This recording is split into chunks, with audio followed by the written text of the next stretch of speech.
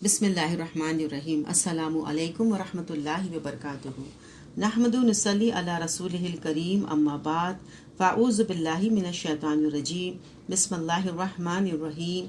ربی زدنی علما، رب اشرح لی صدری ویسر لی امری واحلل عقدۃ من لسانی یفقہوا قولی۔ جہنم کا بیان۔ آج کا ہمارا باب ہے عذاب الالقاء فی مکان ضیق، آگ کی تنگ و تاریک کوٹریوں میں ٹھسنے کا عذاب۔ اللہ تعالیٰ اپنے فضل کرم سے ہمیں سے بچا کے رکھے، بے شک وہ رحم کرنے والوں میں سب سے زیادہ رحم کرنے والا ہے۔ مجرم لوگ انتہائی تنگ و تاریک کوٹریوں میں مشقیں کس کر ٹھونسے جائیں گے اور وہ خواہش کریں گے کاش انہیں موت آ جائے۔ سورہ فرقان آیت نمبر 13 سے 14 میں آتا ہے، جب مجرم لوگ جہنم کی تنگ و تاریک کوٹری میں مشقیں کس کر پھینکے جائیں گے تو اپنے لیے موت کو پکاریں گے۔ اس وقت ان سے کہا جائے گا آج ایک موت کو نہیں بہت سی موتوں کو پکارو۔ اس آیت کے بارے میں رسول اکرم صلی اللہ علیہ وسلم سے سوال کیا گیا تو آپ نے ارشاد فرمایا، جس طرح کیل کو مشکل سے دیوار میں گاڑا جاتا ہے اسی طرح جہنمیوں کو زبردستی تنگ جگہ میں ٹھونسا جائے گا۔ ابن کثیر۔ جہنمی جہنم میں اس طرح ٹھنسے ہوئے ہوں گے جیسے نیزے کی انی دستے میں سختی سے گاڑی جاتی ہے۔ حضرت عبداللہ بن عمر فرماتے ہیں، جہنم کافر کے لیے اس قدر تنگ کی جائے گی جس طرح نیزے کی انی لکڑی کے دستے میں سختی سے گاڑی جاتی ہے۔ یہ قول شرح سنہ میں ہے۔ پھر ہے عذاب تقلیب الوجوہ فی النار، چہروں کو آگ پر تپانے کا عذاب۔ جہنمیوں کے چہرے جہنم میں آگ پر الٹ پلٹ کر کے بھونے جائیں گے۔ سورہ احزاب آیت نمبر 66 سے 68 میں آتا ہے، جس روز ان کے چہرے آگ پر الٹ پلٹ کیے جائیں گے اس وقت وہ کہیں گے کاش ہم نے اللہ اور اس کے رسول کی اطاعت کی ہوتی، اور کہیں گے اے ہمارے رب، ہم نے اپنے سرداروں اور بڑوں کی اطاعت کی، انہوں نے ہمیں راہ راست سے بے راہ کر دیا، ان کو دوہرا عذاب دے اور ان پر سخت لعنت کر۔ پھر ہے فرشتے کافروں کو آگ پر تپائیں گے اور ساتھ کہیں گے مزہ چکھو اس عذاب کا جس کا دنیا میں تم مطالبہ کرتے تھے۔ سورہ الذاریات آیت نمبر 10 سے 14 میں آتا ہے، مارے گئے قیاس اور گمان سے کام لینے والے جو جہالت میں غرق اور غفلت میں مدہوش ہیں، پوچھتے ہیں آخر وہ روز جزا کب آئے گا؟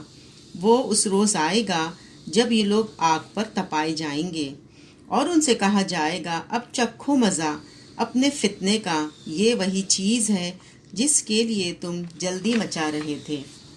پھر بعض کافروں کے چہروں پر آگ کے شعلے برسائے جائیں گے۔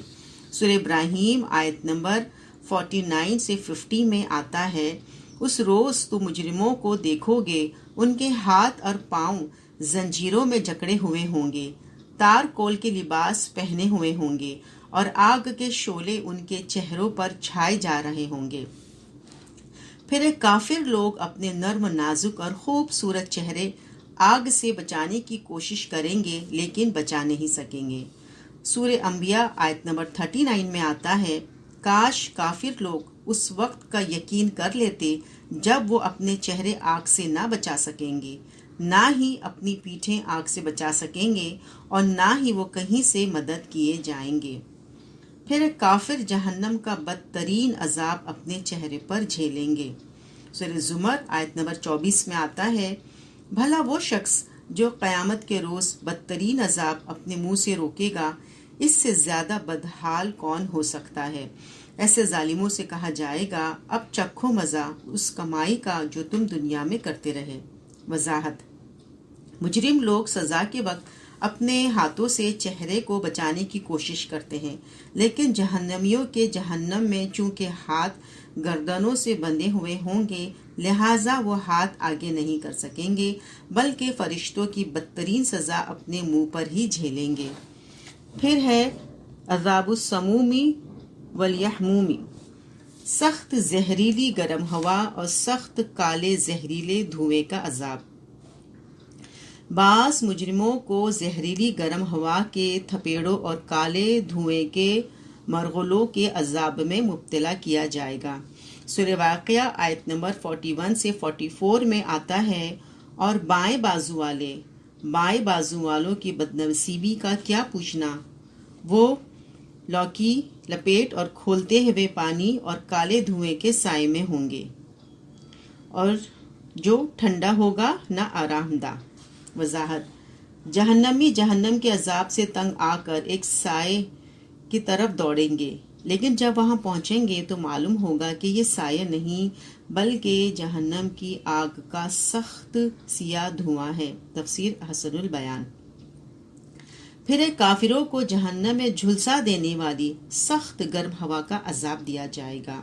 سورہ طور آیت نمبر 26 سے 27 میں آتا ہے، اہل ایمان کہیں گے، اس سے پہلے دنیا میں ہم اپنے گھر والوں میں اللہ سے ڈرتے ہوئے زندگی بسر کرتے تھے، آخر کار اللہ تعالیٰ نے ہم پر فضل کیا اور ہمیں جھلسا دینے والی ہوا کے عذاب سے بچا لیا۔